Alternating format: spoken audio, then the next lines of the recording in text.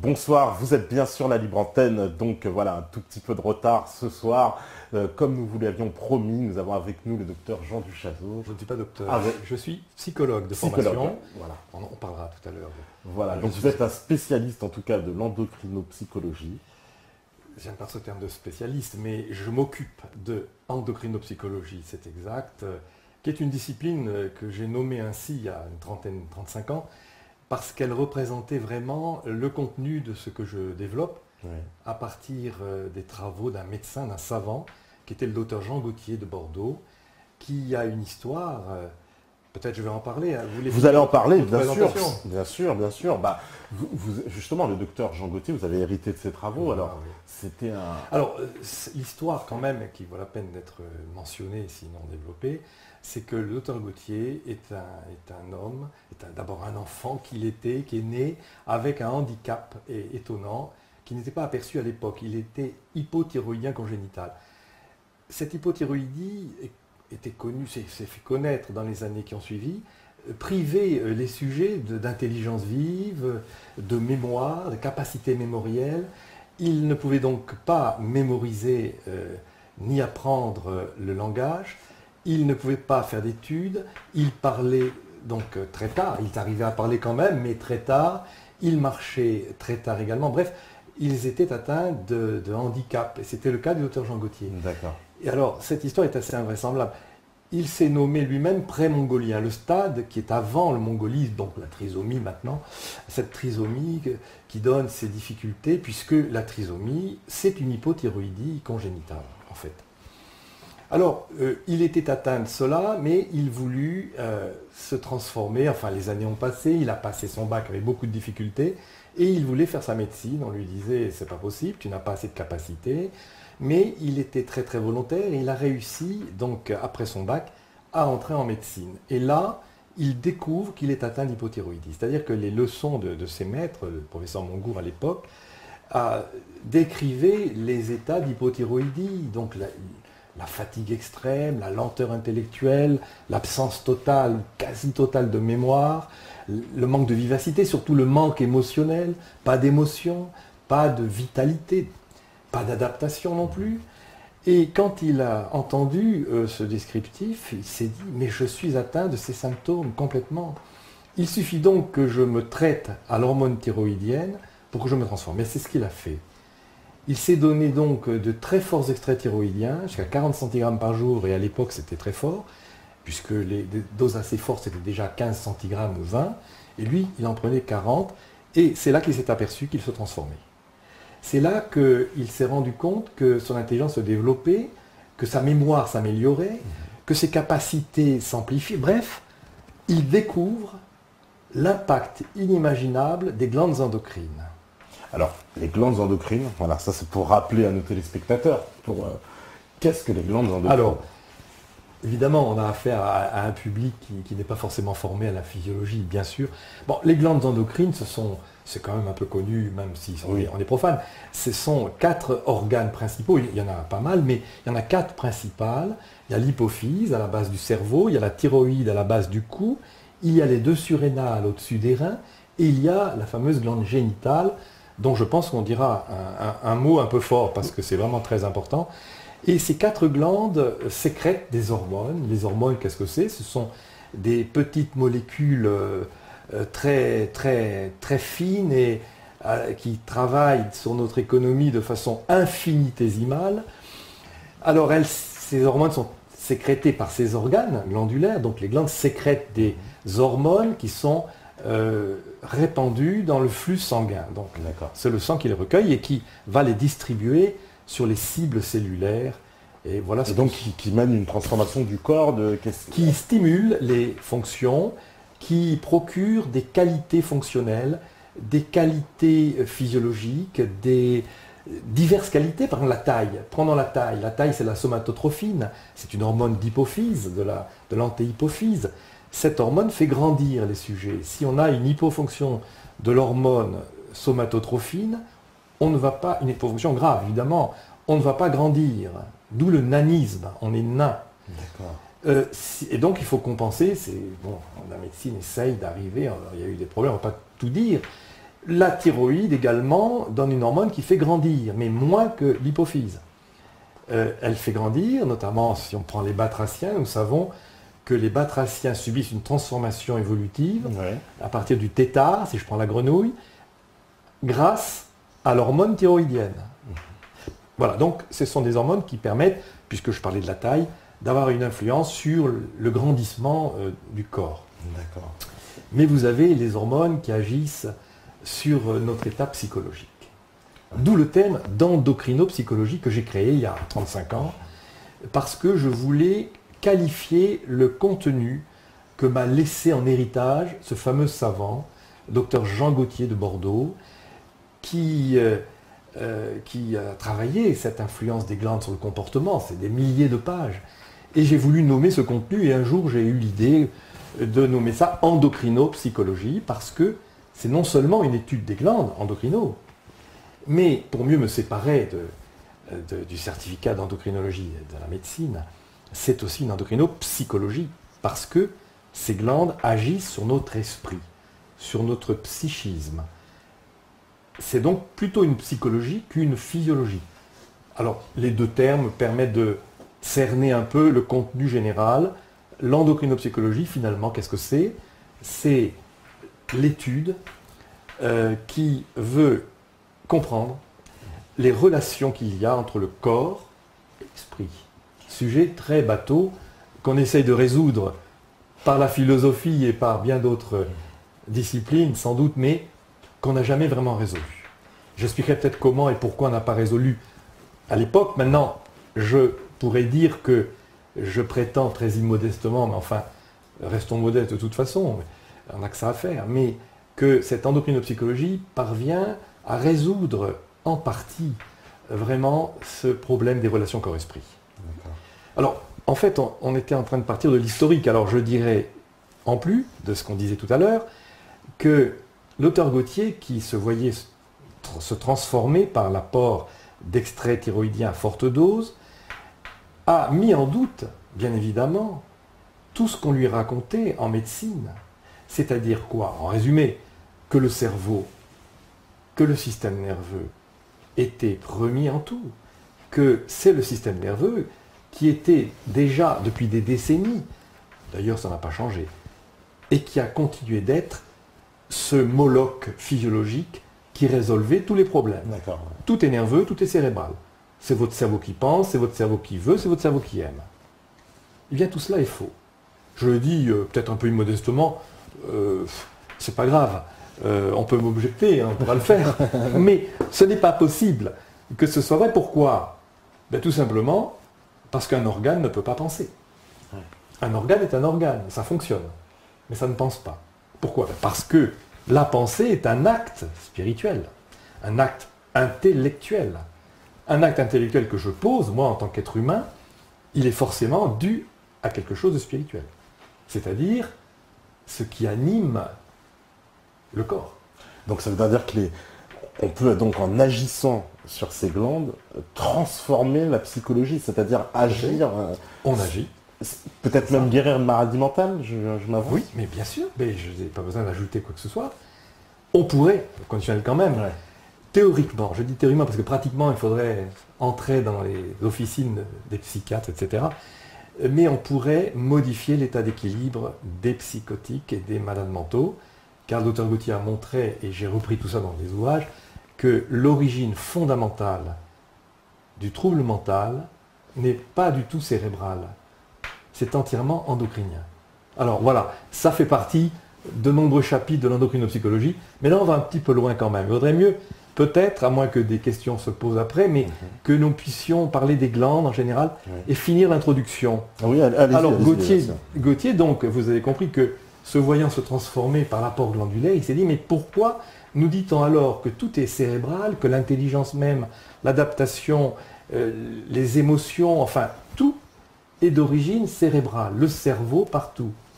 Il le mettait en doute puisque lui, sans intervenir sur le cerveau, acquérait des capacités qui étaient dues censément au cerveau, mais qui n'étaient pas le cerveau, puisque c'est par la thyroïde qu'il est parvenu à se donner ces capacités. Alors, il faut être logique. Il s'est dit, mais alors, pourquoi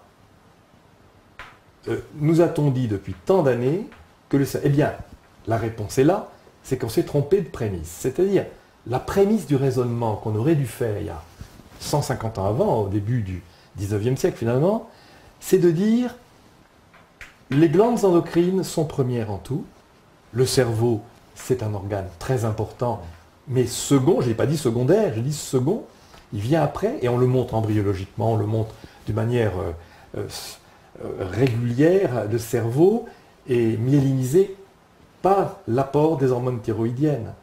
Si on est hypothyroïdien congénital, il y a un déficit réel de la myélinisation, c'est-à-dire de la formation de cette graisse nerveuse, des gaines nerveuses et de la synaptogénèse. Alors, c'est des termes un petit peu peut-être barbares. Synaptogèse, c'est-à-dire les synapses, c'est-à-dire les relations entre les neurones, tout simplement. D'accord.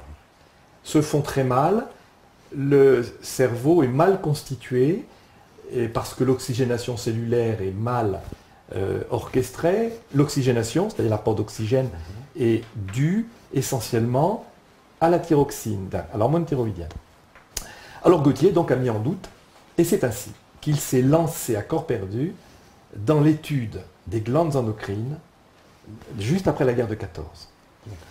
Et ça a été des milliers de pages, comme je le disais, pour démontrer que tout dans notre économie physiologique et psychophysiologique est d'origine endocrinienne.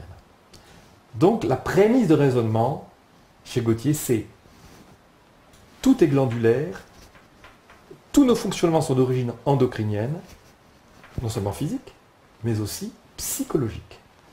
Les capacités que j'ai de penser, d'aimer même, de vouloir, de me concentrer, d'entreprendre, de mémoriser, toutes ces capacités qui sont des capacités de, c'est là le côté un peu philosophique, mais de mon âme spirituelle, de mon libre arbitre, eh bien, sont dues non pas au corps, mais à l'esprit.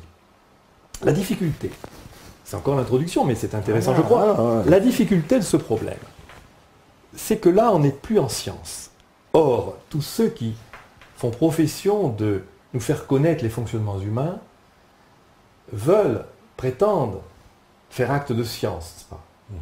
Mais ce qu'ils ignorent, sans doute ce qu'ils ont ignoré, en tout cas, ce qu'il me semble, c'est très fort comme argument, c'est qu'ils ont pensé que l'homme était un objet de science comme les autres. C'est naturel qu'on veuille connaître l'homme, l'être humain. Mais l'homme est le seul objet de science qui soit animé par un esprit. Il n'y en a pas d'autre. Que vous fassiez de l'informatique, de la mécanique des fluides, de l'électricité, ce que vous voulez, il n'y a pas d'esprit. C'est la matière. Et d'ailleurs, il n'y a de science que de ce qui est matériel, évidemment. Or, l'être humain, comme objet de science, objet d'étude, comment ça fonctionne un homme? Il n'y a pas que le pancréas ou le cœur ou les divers fonctionnements organiques. Il y a nos capacités mentales. Comment je fais pour penser, pour comprendre, pour vouloir, pour aimer, pour être ému? Qu'est-ce qui préside à ces fonctionnements?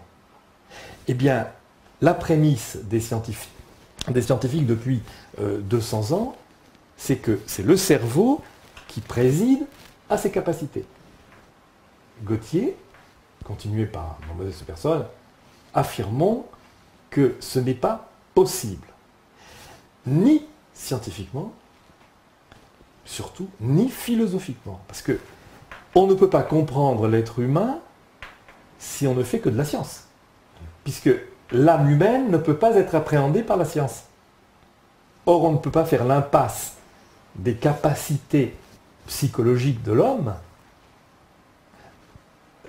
qui font partie de l'être humain sans réfléchir sur ces capacités. Or, la réflexion, c'est d'ordre philosophique. Il n'y a pas de science. Alors, comment faire pour appréhender? Et comment ils ont fait, les scientifiques, les neuroscientifiques? Eh bien, ils ont tout simplement produit un postulat. Tous ces neuroscientifiques sont dans le postulat radical qui est d'affirmer que nos capacités intellectuelles, par exemple, sont dans le cerveau. Mais c'est un postulat, ce n'est pas une démonstration du tout. Et je l'affirme par le biais philosophique. Sur le plan scientifique, on peut y arriver aussi, mais enfin, seulement sur le plan philosophique, il faut nier cette assertion que le cerveau soit là, disons, le nec plus ultra de nos capacités. C'est ce qu'on apprend partout, enfin, partout. Si j'ose dire. Partout. Moi, j'étais très étonné d'apprendre vos thèses, et bon, les thèses du docteur Gauthier, en tout cas, que donc, ces glandes endocrines auraient un rôle essentiel, en fait, dans notre développement et dans notre, on va dire, presque dans notre état physiologique et psychologique général. Quoi. Absolument, général. Nous sommes corps et esprit.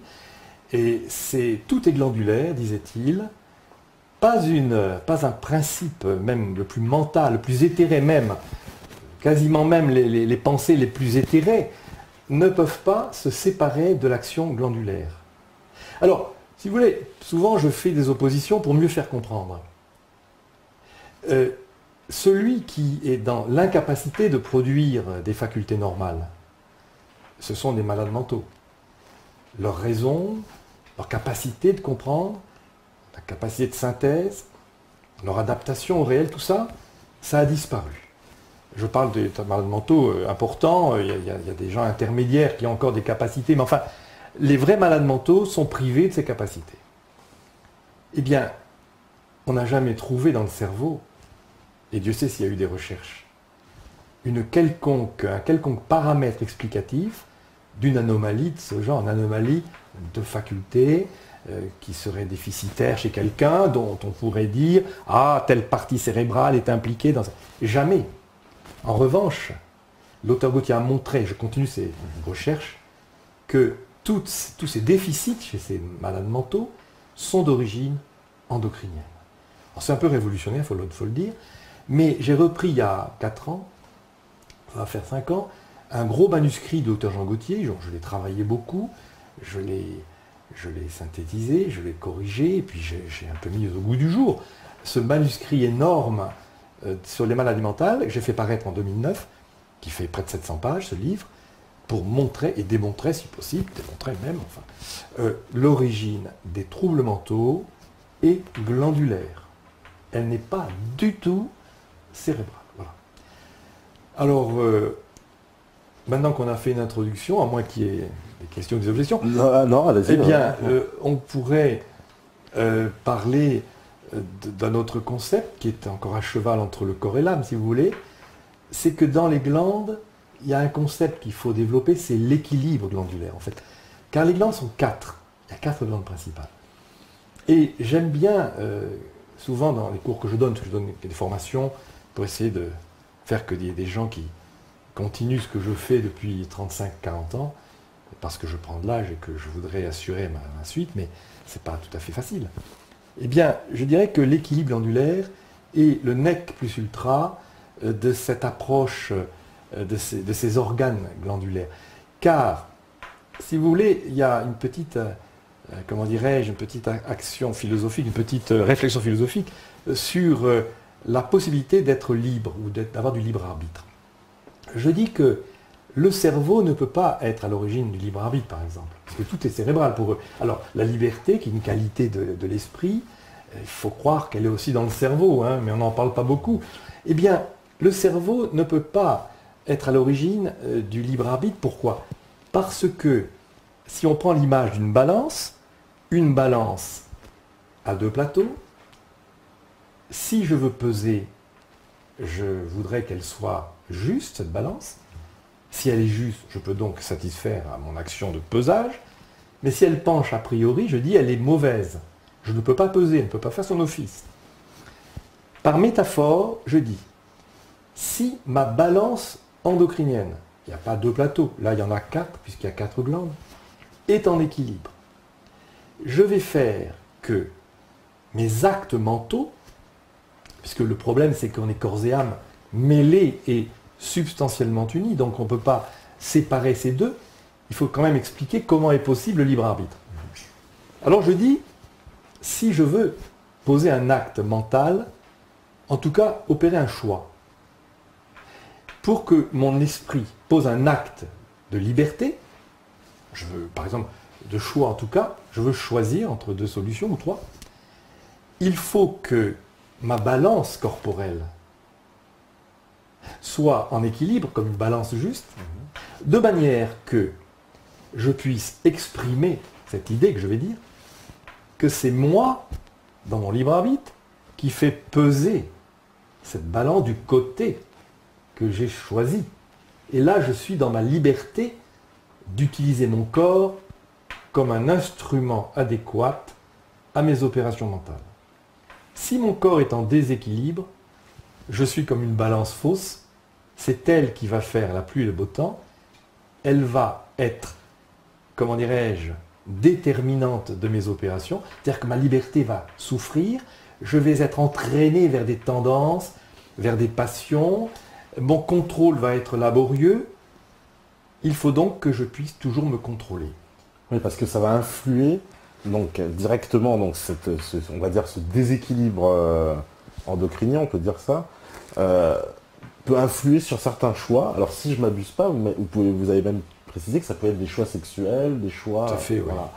Absolument. Alors, si vous voulez, là, il faudrait qu'on puisse parler, puisque on essaye de faire une sorte de liaison entre tous les paramètres, c'est un peu compliqué, mais je voulais parler de la génitale. Bien sûr, bien sûr. La génitale, c'est très important en endocrino. On parlera de la thyroïde aussi. La génitale est une glande prodigieuse, en fait, mais inconnue. Puisque quand on dit génitale, ça veut dire qui engendre. On veut signifier glande qui engendre, génitale, c'est ça que ça veut dire. Mais voilà, les scientifiques ou les physiologistes, depuis des décennies, ont pensé que la glande génitale était celle qui était nécessaire justement à notre sexualité, à notre reproduction, etc. Mais ils savaient pourtant qu'il y avait dans notre glande génitale, qu'elle soit masculine ou féminine, 2 parties, pas une seule. Finalement, il y a 2 glandes génitales. Il y a la glande génitale dite reproductrice, qui permet d'émettre des gamètes, un spermatozoïde par exemple, les ovules chez la femme, et une autre glande qu'on a appelée, il y a déjà longtemps de ça, c'était au XIXe siècle, la glande interstitielle. Parce que tout simplement, chez le mâle, chez l'homme, cette glande se situe dans les interstices des canaux séminifères. On parle de, c'est identique chez la femme, simplement l'anatomie est différente. Cette glande interstitielle représente la glande hormonale. Il y a donc 2 parties dans la glande génitale, la glande reproductrice, qui émet les gamètes, et la glande hormonale. C'est à ce titre que la glande génitale est une glande hormonale. Mais on n'aurait jamais dû l'appeler génitale. Mais pourquoi l'a-t-on appelée génitale? Puisque ce n'est pas elle qui engendre, ce n'est pas elle qui favorise la reproduction. Contrairement à ce qu'on dit d'ailleurs. Eh bien, on l'a appelée génitale parce que tout simplement, elle se trouvait à proximité de la glande reproductrice. Quand on fait une coupe testiculaire, on a surtout travaillé sur la glande mâle, c'est plus facile à considérer. Qu'est-ce qu'on regarde? Qu'est-ce qu'on voit dans un microscope, sur un microscope? On voit les canaux séminifères qui sont une pelote à l'intérieur du testicule. On voit la coupe de ces canaux, donc ce sont des sections arrondies. Et dans les interstices de ces canaux, il y a un tissu conjonctif de soutien, il y a des cellules qu'on appelle les cellules de Leydig. Et ces cellules fabriquent et produisent l'hormone génitale. Chez l'homme, c'est la testostérone. Chez la femme, c'est essentiellement la folliculine, les œstrogènes.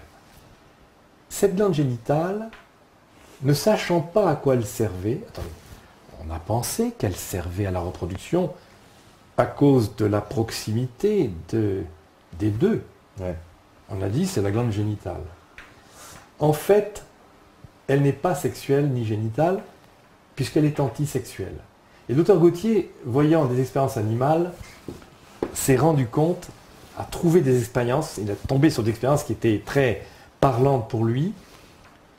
Lorsqu'on regarde les testicules d'un chien ou d'un mammifère, qu'on opère cet animal, qu'on regarde ses testicules au microscope, on s'aperçoit qu'il y a hypertrophie des canaux séminifères, mais atrophie parallèle, corollaire, de la glande interstitielle. Autrement dit, dans le rut, je dis dans le rut, est-ce que je l'ai dit? Dans le rut animal, je répète, il y a hypertrophie des canaux séminifères, ce qui est normal, mais il y a atrophie des cellules à testostérone. Déjà, c'était une interrogation étonnante, c'est une interrogation extrême. Comment se fait-il que chez un animal qui possède une glande génitale dont on pensait qu'elle était sexuelle, elle est atrophiée dans le rut? Et quand on fait l'opération chez un animal qui est en état de repos sexuel, on s'aperçoit que c'est l'inverse. Les cellules, je veux dire les tissus reproducteurs sont atrophiés, mais la plage interstitielle est hyper développée.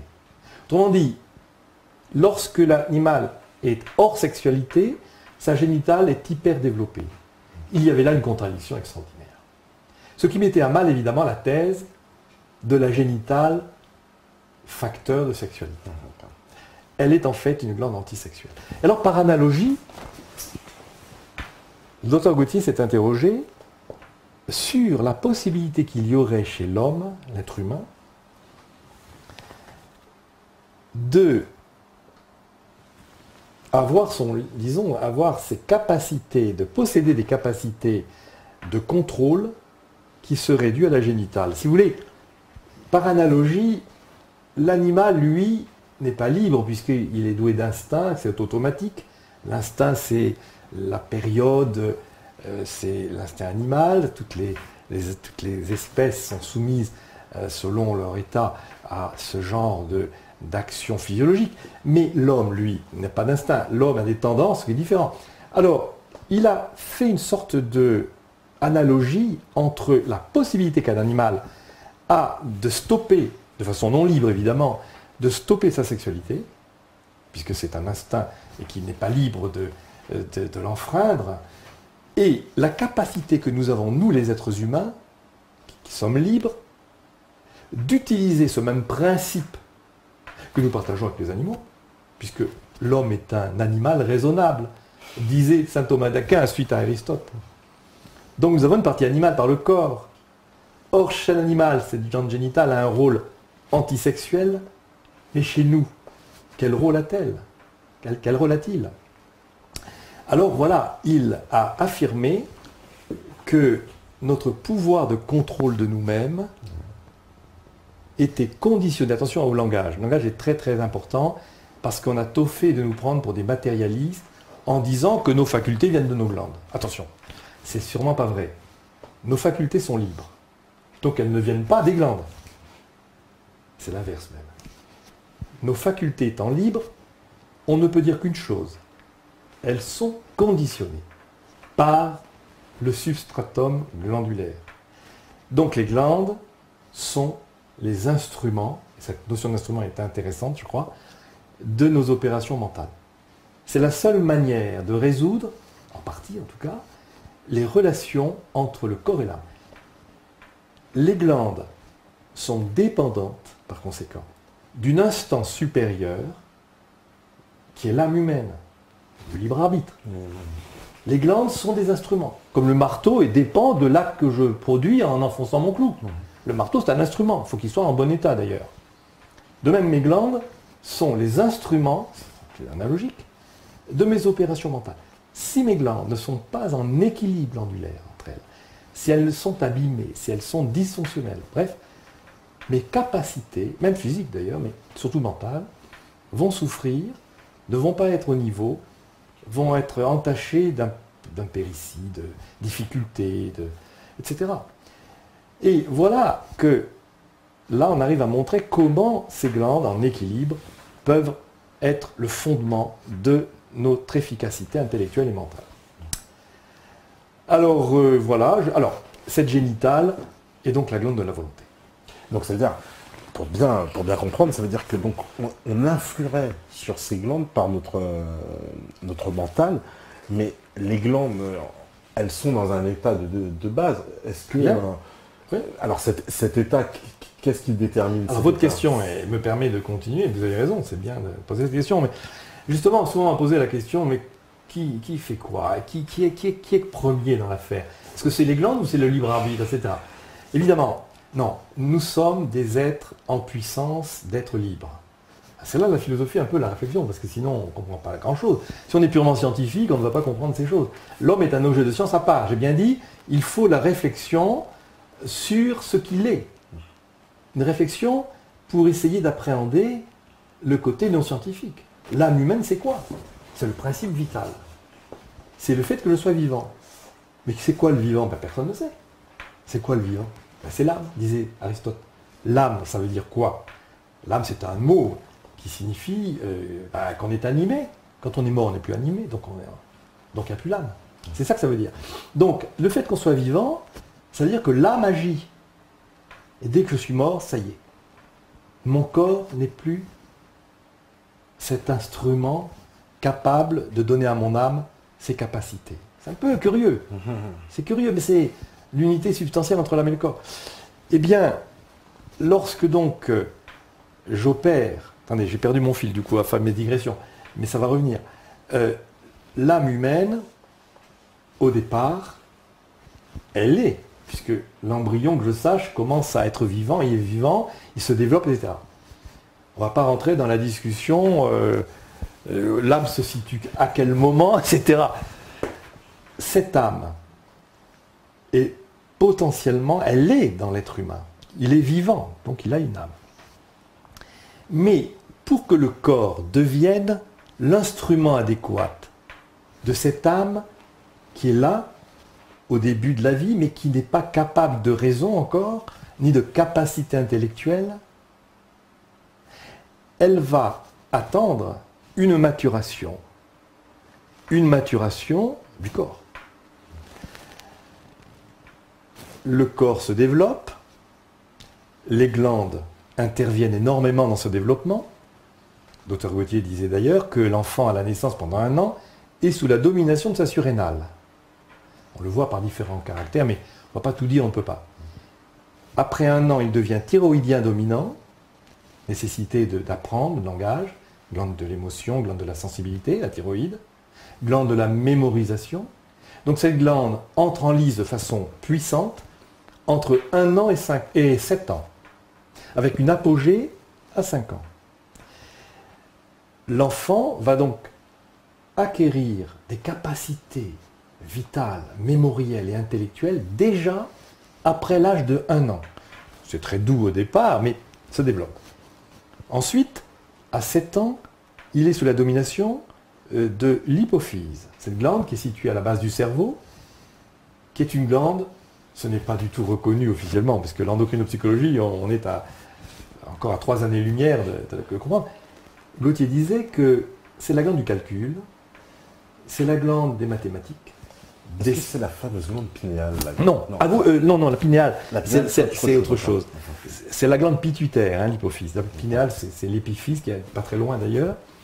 Donc, cette glande hypophyse est une glande de calcul, d'évaluation, de science, d'analyse, de jugement, de vérification, de quantification. Enfin, on peut en dire des mots. Et comment est-il arrivé à comprendre cette capacité de l'hypophyse? Bien, c'est très simple. C'est d'abord quelques faits élémentaires, après il l'a développé. Si je prends les règles chez une femme, tous les 28 jours, il y a le cycle menstruel. Qu'est-ce qui déclenche le cycle menstruel? C'est l'hypophyse, agissant sur l'économie génitale de la femme, etc.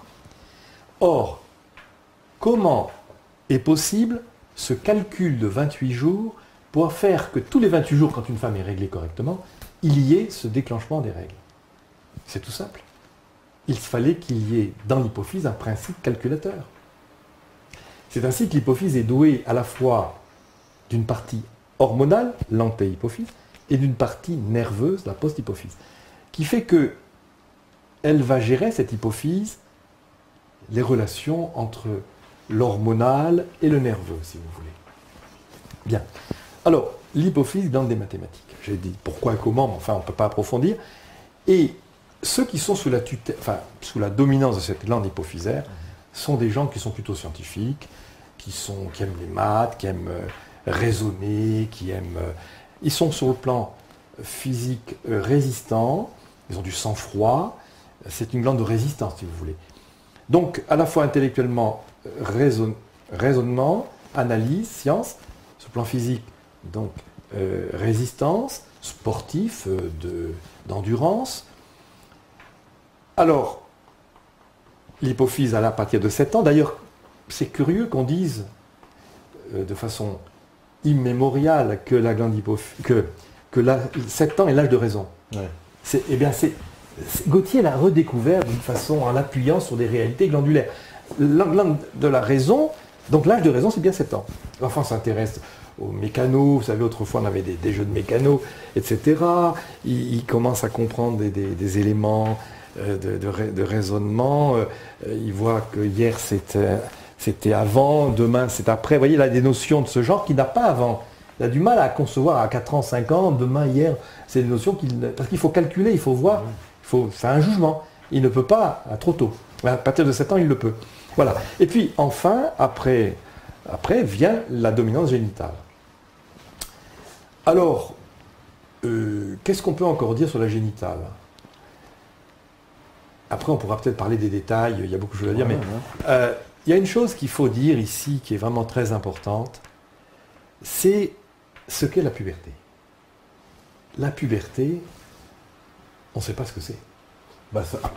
Ça nous est présenté, moi je fais mon avocat du diable. Bien sûr. C'est-à-dire, ça nous est présenté, c'est le passage où on nous dit que notre corps change, qu'on sent des changements intérieurs, alors sans comprendre vraiment, mais bon, pour les garçons, en gros, voilà, on a une pilosité apparente, et pour les filles, on va dire, quelques attributs qui commencent à se faire voir. Et donc, en gros, on a le désir sexuel qui grandit à partir de ce moment-là. C'est comme ça qu'on nous présente la puberté. Très bien.